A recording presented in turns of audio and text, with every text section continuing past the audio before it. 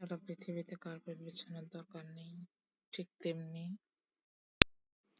ঠিক তেমন যদি তুমি শান্তি চাও তাহলে নিজেকে বদলানোর চেষ্টা করা উচিত, অপরকে নয়। সৎ এবং মহৎ লোকদের সমালোচনা করা খুব সহজ, কিন্তু তাদের মতো হওয়াটা অনেক কঠিন। ভালোবাসলে ঝগড়া হবে, ঝগড়ার পর যদি দুজনের মিল হয় সেটাই ভালোবাসা। হারানোর যন্ত্রণাটা কেবল সে বোঝে যে তার প্রিয় মানুষটাকে হারিয়ে ফেলেছে।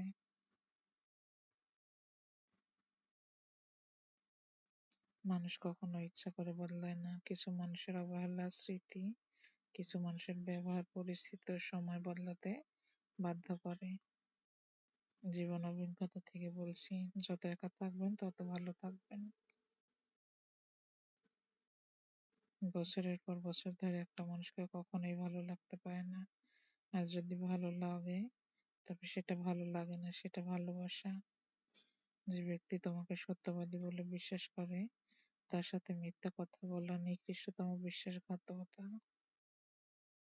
আপনার বউ চাকরি করুক বা নাই করুক, প্রতি মাসে তার হাতে কিছুটা টাকা দিয়ে বলুন, এই টাকাটা তুমি তোমার ইচ্ছা মতো খরচ করো, আমি কোনো হিসাব নেব না। বিশ্বাস করুন, মেয়েটা কখনোই ইচ্ছা মতো খুশি করবে না, বরং আপনার বিপদের সময় সে প্রথমে আপনাকেই সাহায্য করবে। খারাপের সংস্পর্শে থাকলে সব সময় খারাপটাই বেশি কাজ করে, ভালোটাও একসময় খারাপ হয়ে যায়। আমাদের বয়স বাড়ার সাথে সাথে ইগো বাড়ছে, ভালোবাসার মানুষের সংখ্যা কমে যাচ্ছে, কাছের মানুষগুলো সেরে যাচ্ছে, আপন মানুষরা ঠকাচ্ছে।